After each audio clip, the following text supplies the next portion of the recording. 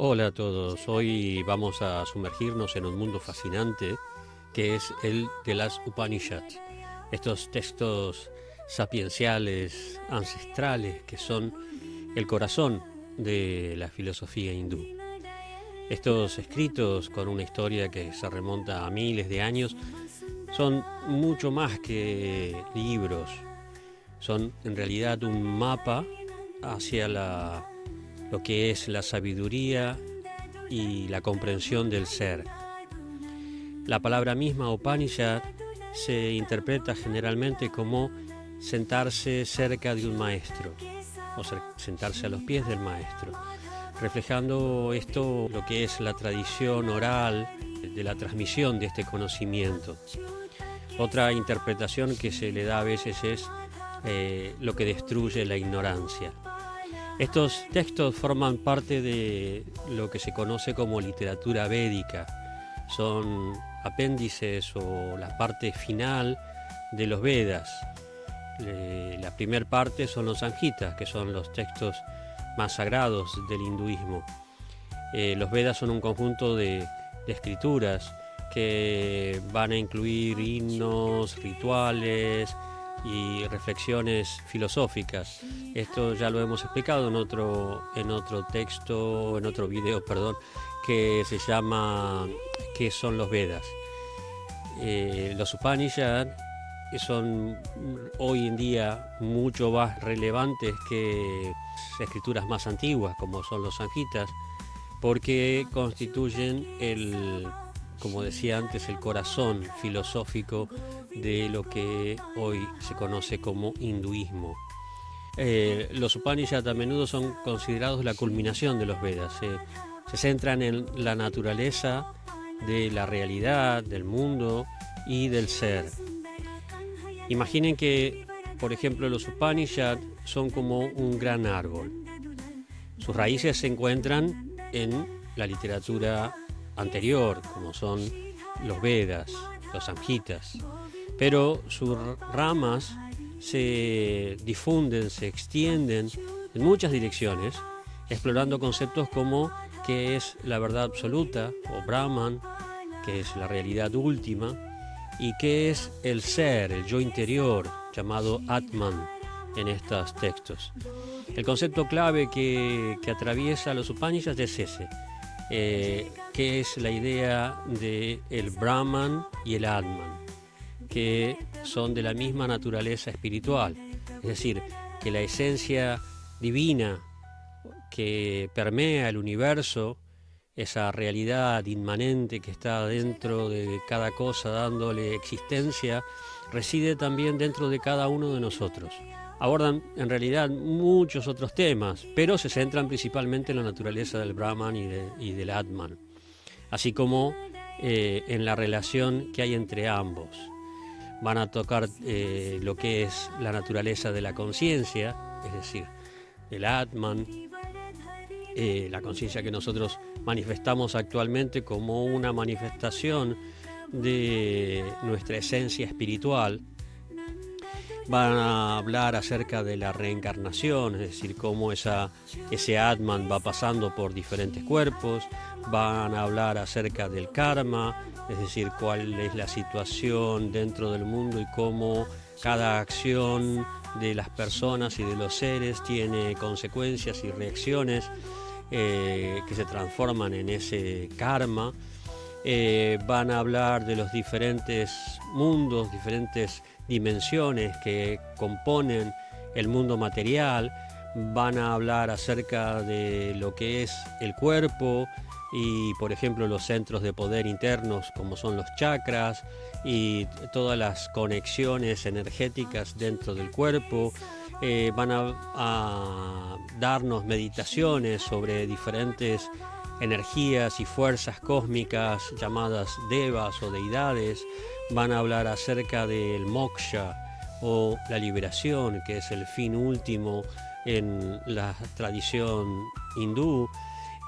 Van a hablar de los diferentes estados de conciencia que tiene el Atman dentro del mundo, como son la vigilia, el estado consciente de vigilia o llamado Jagrat, van a hablar acerca del estado de sueño, Swapna, van a hablar acerca del estado sueño profundo, es decir, el sueño sin sueños o Sushupti, y del estado de conciencia que va más allá de estos tres, que se llama el cuarto o el Turiya, que es un estado de conciencia trascendente. Van a hablar también de las diferentes capas que componen el cuerpo, como las capas de una cebolla, que se llaman koshas. Por ejemplo, Annamaya Kosha, que es la capa compuesta de elementos gruesos, como Anna quiere decir grano, todo lo que ha sido la transformación del alimento, es decir, todo lo que es consistente, la materia consistente que se ha transformado en nuestro cuerpo. Va a hablar de la otra capa más sutil, Pranamaya Kosha, que es la capa de energía o el elemento energético que está dando vida, dando movimiento principalmente a nuestro cuerpo. Mano Maya Kosha, que es la envoltura o la capa compuesta por la mente, las ideas. Vijnana Maya Kosha, que es la capa de la inteligencia, la capacidad racional, intelectual, que constituye esta personalidad física que nosotros hemos adquirido. Y Ananda Maya Kosha, o la capa de bienaventuranza, de felicidad espiritual.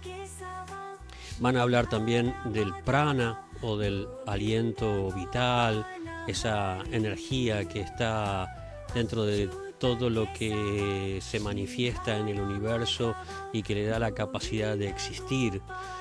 Los Upanishads en general buscan hacia la trascendencia, buscan la realización del ser. El concepto del Brahman que encontramos en las Upanishads es fundamental. Brahman es, como decía antes, la verdad absoluta, porque se considera que incluye todo, no hay nada aparte del Brahman. Entonces se define como el sustrato del mundo, aquello que es eterno, que es infinito, que está más allá del tiempo y del espacio. La naturaleza del Brahman, la esencia del Brahman, es, según los Upanishads, Sat Chit Ananda, es decir, verdad, porque Sat a veces se traduce como verdad, o existencia también, porque como dice el Bhagavad Gita, Nayato vidate babo, nababo vidate sataha, lo que no es real no tiene permanencia, y lo que es real es eterno, no tiene cesación, no cambia. Entonces se entiende de que lo que existe, Sat, simultáneamente es verdad, ¿no? Si no fuera verdad, no existiría. Por eso se traduce generalmente la palabra Sat tanto desde el punto de vista de eternidad o existencia como de verdad. Chit quiere decir conciencia, y también se traduce como conocimiento, porque conciencia implica conocimiento, implica esa realización, ese conocimiento del sí mismo, que es el punto cúlmine del conocimiento. Y Ananda quiere decir bienaventuranza, porque la existencia espiritual es bienaventuranza. Generalmente en la filosofía hindú podemos ver que la existencia material no se considera bienaventurada ni feliz, más bien todo lo contrario. En el Bhagavad Gita Krishna va a decir que el mundo es dukalayan ashashvatan, es temporal y lleno de problemas, lleno de sufrimientos. Entonces, este Satchitananda podríamos traducirlo como verdad, conciencia y bienaventuranza. Además, se considera en las Upanishads que todo, como decía antes, está incluido en esa verdad absoluta, en ese Brahman. Todo proviene del Brahman.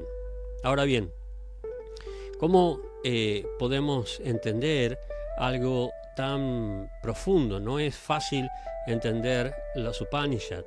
Los Upanishads no son textos ordinarios, sino que son herramientas para la meditación y la intuición. Es la forma en que nosotros podemos comprender estas verdades trascendentes, estas verdades tan sutiles, tan difíciles de racionalizar en base a nuestra experiencia material. Entonces los sabios de la antigüedad sabían que el camino hacia la verdad no es siempre lineal. Ese tipo de conocimiento empírico que nosotros podemos aplicar en nuestra experiencia, que depende de la percepción de los sentidos, porque es algo que va más allá de los sentidos. Entonces utilizaban un lenguaje metafórico, simbólico, para expresar esas ideas tan abstractas. Entonces los Upanishads son una invitación a la reflexión, una guía para el autodescubrimiento y la trascendencia, y eso se alcanza a través de ese lenguaje simbólico, metafórico, que se lleva a la introspección, a la intuición, a la meditación, que es donde uno puede tener una experiencia más abstracta, más sutil, de la existencia, de la conciencia, del ser, todas esas formas de expresar elementos que nosotros no podemos percibir directamente a través de nuestros sentidos. Entonces los Upanishads también ofrecen estos métodos, ¿no? Como mencionaba antes, la meditación, para alcanzar el concepto, para poder entender qué es el Brahman, ¿no? Como por ejemplo nos ofrecen las prácticas del yoga. Hay una sección muy importante de los Upanishads que son los Yoga Upanishads, que proponen alcanzar el Brahman a través de ciertas técnicas, ciertos métodos que se desarrollaron en las escuelas de yoga. Además, algunos Upanishads también describen ciertos rituales o sacrificios internos, porque la parte externa está contenida en la primera parte de los Vedas, en los Samhitas, y en la siguiente parte, que son los Brahmanas. Ahí estas dos secciones es donde se describen grandes rituales y una liturgia muy compleja, sacrificios de fuego que se realizan con muchos mantras y cantos y utensilios, y hay todo un accionar externo muy complejo, elaborado y muy sofisticado. Pero los Upanishads nos hablan de rituales internos, como son las prácticas más ascéticas o la abstinencia de ciertas cosas, como por ejemplo la no violencia, la rectitud, la verdad, ¿no? Todos estos elementos son cierto tipo de sacrificios que las personas hacen para refinar la conciencia, para alcanzar estados de conciencia más elevados.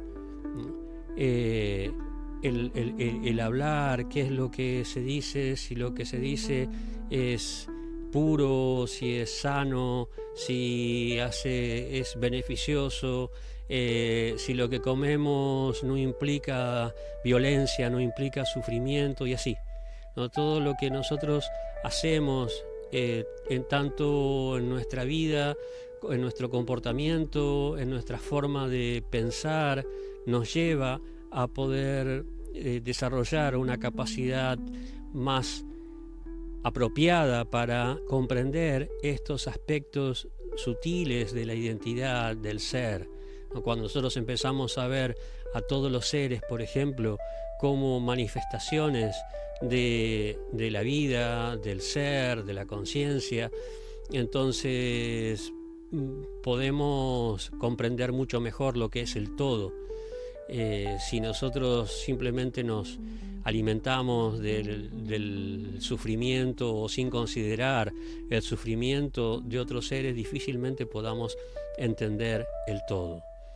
También vamos a encontrar en los Upanishads discusiones o teorías sobre la creación del universo con un creador como Prajapati, y las diferentes conexiones que hay entre el cuerpo humano y el cosmos, porque se considera que el cuerpo es parte de ese todo, entonces como una pieza esencial dentro de una gran máquina forma parte de este orden perfecto que es el cosmos y que tiene función, tiene una importancia, tiene también un deber en relación con el todo, con la naturaleza, porque se considera que el universo es una red de relaciones donde las cosas que aparentemente están separadas en realidad no lo están, están todas conectadas. Finalmente, algunos Upanishads se centran en la devoción a ciertas deidades como Shiva o Vishnu y la interpretación de estas deidades como manifestaciones de ese Brahman, o en el caso de algunas interpretaciones como la fuente o el Brahman mismo, ¿no? Como vamos a encontrar en las tradiciones Vaishnavas. Hay un total de, o por lo menos se mencionan en algunos textos como la Mustika Upanishad, se menciona que hay un total de 108 Upanishad que son considerados los principales. En realidad hay más, pero eso se podría considerar el canon principal de los Upanishad. Sin embargo, también hay, según ciertos maestros como Shankara o Ramanuja o Madhva, hay grupos más importantes todavía, de 10 o 13 que se consideran como los principales, generalmente porque son los más antiguos o que contienen elementos más importantes. Hay otras clasificaciones como las de 14 Upanishads que se consideran más importantes porque también se relacionan o son directamente mencionados por Srila Vyasadeva, quien se considera que es el compilador de la literatura védica y que hizo el Vedanta Sutra, que sería la condensación de las Upanishads, y estos 14 Upanishads son mencionados por Srila Vyasadeva en el Vedanta Sutra. Entonces, dentro de la gran colección de Upanishad hay algunos que vale la pena mencionar porque destacan por su profundidad y su importancia, ¿no? Por ejemplo, la Brihadaranyaka Upanishad se considera que es uno de los más antiguos y extensos y explora la naturaleza del yo a través de diálogos y enseñanzas. Otro Upanishad importante es la Chandogya, este texto fundamental que trata sobre el Brahman, sobre el Atman, como decíamos antes, y la importancia del sonido del mantra Om. La Taittiriya Upanishad es conocida por su análisis de la realidad en diferentes planos, en diferentes niveles, ¿no? Incluyendo el cuerpo, la mente y el espíritu. La Katha Upanishad cuenta una famosa historia sobre un joven llamado Nachiketas y Yama, el dios de la muerte, y en esa historia aborda temas como la inmortalidad y la naturaleza del alma. La Kena Upanishad nos habla acerca del misterio del Brahman y nos invita a reflexionar sobre quién impulsa nuestras acciones y pensamientos. La Ishopanishad, este breve y profundo texto que en realidad parte del Yajurveda, explora la unidad de todas las cosas y la importancia de la acción desinteresada. La Mundaka Upanishad distingue entre el conocimiento superior e inferior y nos introduce la idea de que el conocimiento de Brahman es la clave para la liberación. La Prajna Upanishad nos presenta preguntas, creo que unas 6 preguntas sobre la realidad y el yo y las respuestas que nos describen estas ideas, estos conceptos.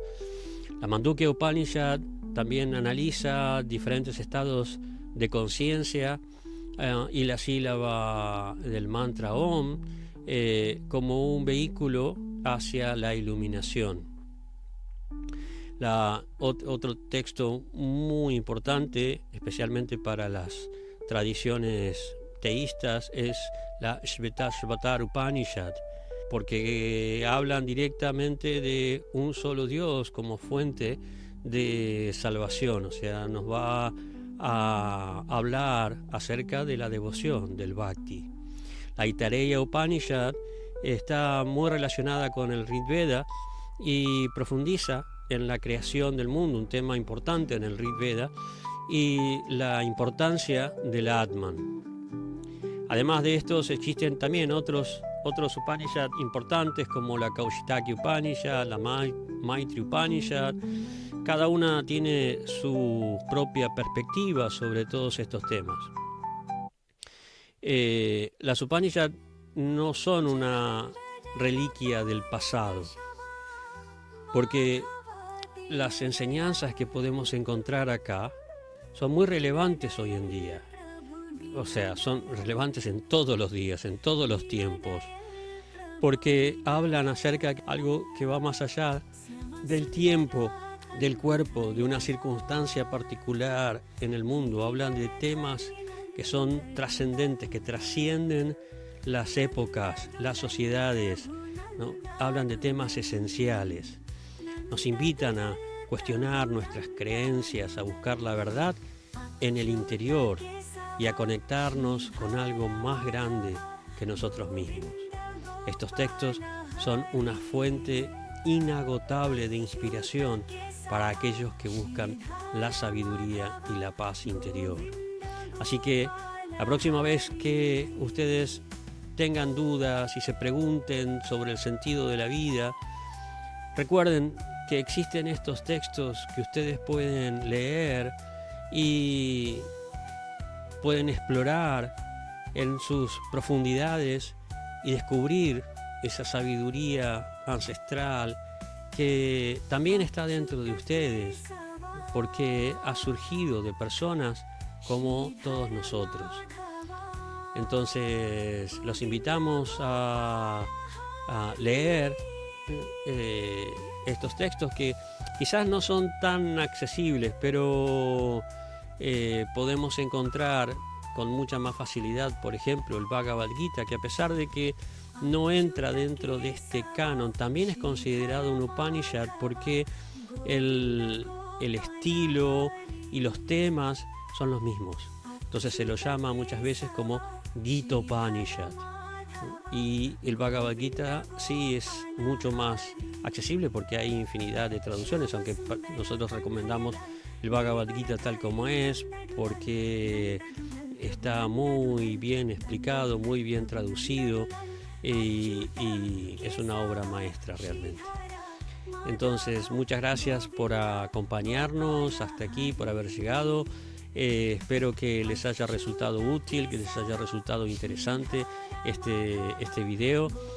No olviden de darle un like y suscribirse si no están suscritos y compartirlo para que más personas puedan entrar en contacto con esta sabiduría milenaria de las Upanishad y puedan así mejorar su vida, crecer, madurar espiritualmente y encontrar un refugio en un océano de sabiduría.